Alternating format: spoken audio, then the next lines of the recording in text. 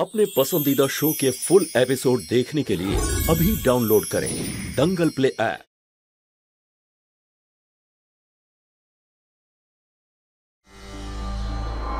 যখনই দেখো শুধু টাকা চাই।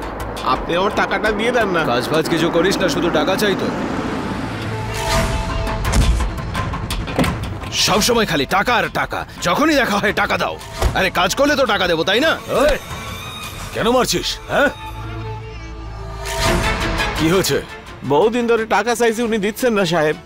ঘরে বাচ্চা কাচ্চা না খেয়ে আছে। এক তো টাকা দিচ্ছিস না, তার উপরে ওর গায়ে হাত তুলছিস। বেরো। সাহেব খুব খিদে পেয়েছে সাহেব, পয়সাও নেই সাহেব।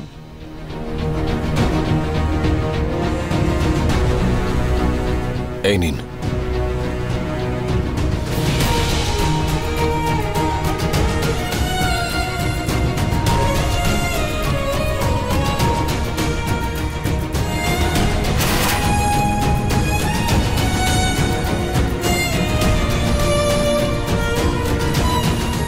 এই টাকাটা রাখুন।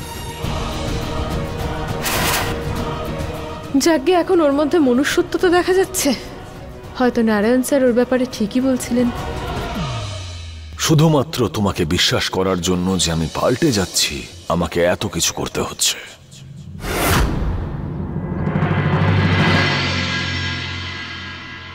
সোনা বাবু, নির্মলা দেবী ফোন করেছিলেন, বলছিলেন যে শালু আর বিশেষের উনি আবার বিয়ে দিতে চান, সব নিয়ম কানুন মেনে। সো অবভিয়াসলি কন্যাদান তো হবেই। তো জিজ্ঞেস করছিল তুমি যাবে কিনা। দেখো, আমি তোমায় জিজ্ঞেস না করে তো ওনাকে কিছু বলতে পারিনি। তবে রঞ্জু আর ওর মেয়েরা তো তোমাকে এখনো ইনভাইট করেইনি। যখন দরকার ছিল তখন তো অধিকার ফলাতে এসে গিয়েছিল, আর এখন কোনো প্রয়োজন নেই বলে দুধ থেকে মাছি তুলে ফেলার মতো ফেলে দিল। ওহো ললিতা, তুমি এইসব ব্যাপারে ফালতু চিন্তা করো কেন বলো তো? আমি তোমায় বলেছি তো, ওই বাড়িতে আমার সম্পর্ক শুধু আমার মায়ের সঙ্গে আছে।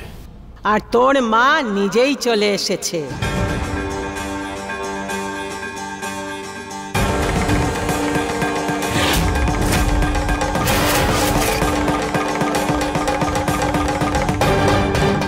আরে বসো মা।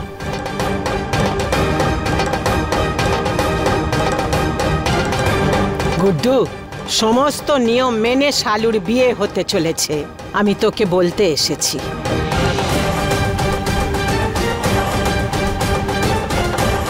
কিন্তু মা। কোনো কিন্তু নয়। আরে যতক্ষণ না তুই নিজের হাতে আশীর্বাদ করে ওকে বিদায় না করবি, ততক্ষণ ওর বিয়ে সার্থক হবে না, বুঝেছিস? আমার নাতনির বিয়েতে ওর বাবাকে থাকতেই হবে, ব্যাস। সোনা বাবু, মা যখন এত আদর করে বলছেন, তোমার ওখানে অবশ্যই যাওয়া উচিত।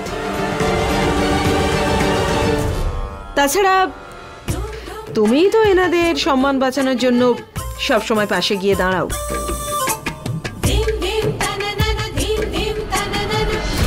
যখন মা আর ছেলে কথা বলবে, তখন মাঝখানে আসতে যেও না।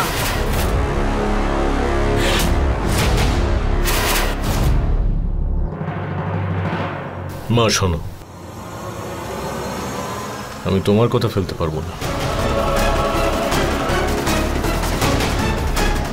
তুমি যখন আদেশ দিয়েছো তখন আমি সন্ধ্যাবেলা যাব। ঠিক আছে, এখন আমি আসি। আরে গুড্ডু বাবু, নমস্কার মা। নমস্কার। কেমন চলছে গুড্ডু বাবু? হ্যাঁ, আরে এখনো মুখটা গোমড়া করে রেখেছো কেন ভাই? আরে আমাদের এতদিনের পুরনো বন্ধুত্ব, একটু ঠোকাঠুকি তো লাগবেই। হ্যাঁ, এখন আপনাদের বন্ধুত্ব আত্মীয়তায় পরিণত হচ্ছে। হ্যাঁ, সেই জন্য আমরা নিমন্ত্রণ করতে এসেছি।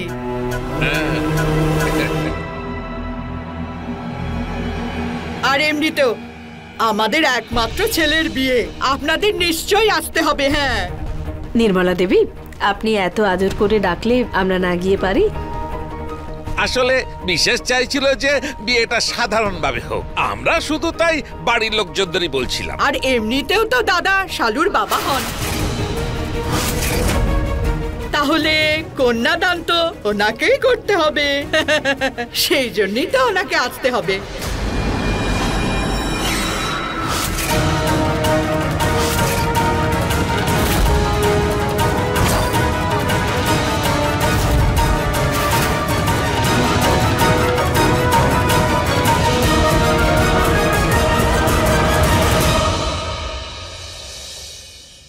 আরে তাড়াতাড়ি কাজ করো, অনেক কাজ পড়ে আছে।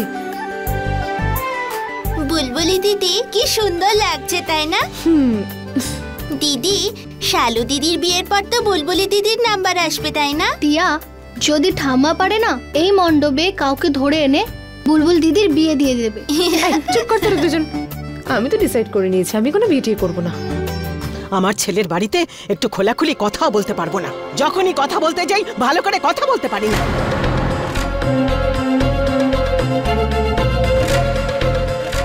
মা, আপনার নাতনির বিয়ে সবকিছু তো ভালো করে হচ্ছে, তাহলে অন্যের কথা শুনে আপনি নিজেকে কেন কষ্ট দিচ্ছেন বলুন?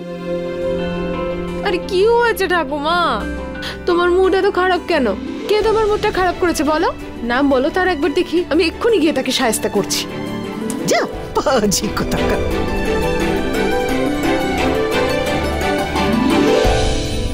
নমস্কার রঞ্জু ম্যাডাম।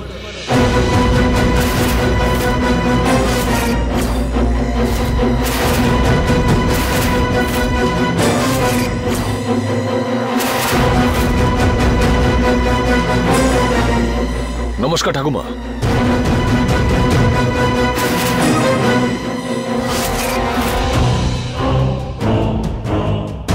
এই রাজবীর ও এখানে কেন এসেছে?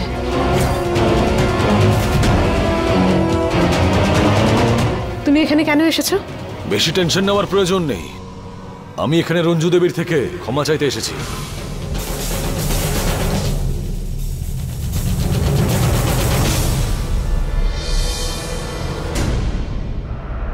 বলো।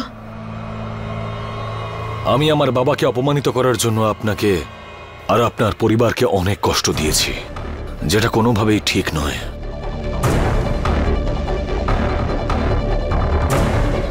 কিন্তু প্রথমবার এরকম হয়েছে যে আমি ভুল কিছু করতে চেয়েছিলাম আর তার পরিণাম ঠিক হয়েছে।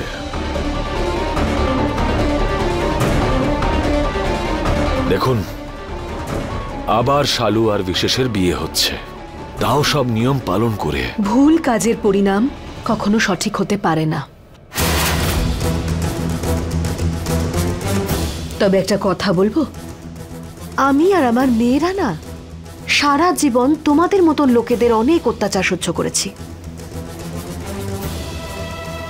সেজন্য পড়ে গিয়ে কি করে উঠতে হয় সেটা আমরা জানি।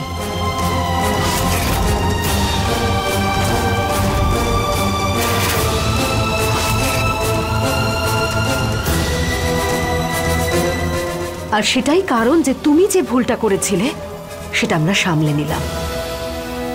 হয়তো আপনি ঠিকই বলছেন, কিন্তু এখন আমি ঠিক আর ভুলের মধ্যে পার্থক্যটা বুঝে গেছি। সেই জন্য আমি মিস্টার শুক্লাকে বলে ওনার এনজিওতে জয়েন করার সিদ্ধান্ত নিয়েছি।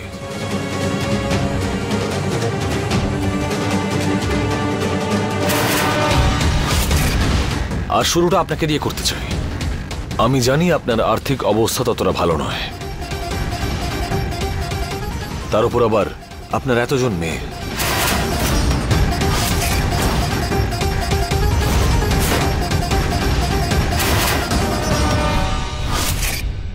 তাই আমি সিদ্ধান্ত নিয়েছি যে বিয়ের সমস্ত খরচা আমাদের এনজিও করবে।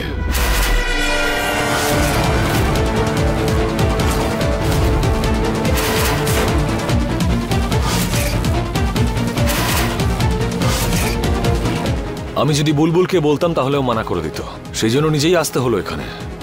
আপনি গুরুজন, বুদ্ধিমতী, আশা করছি আপনি আমার আবেগটা বুঝতে পারবেন।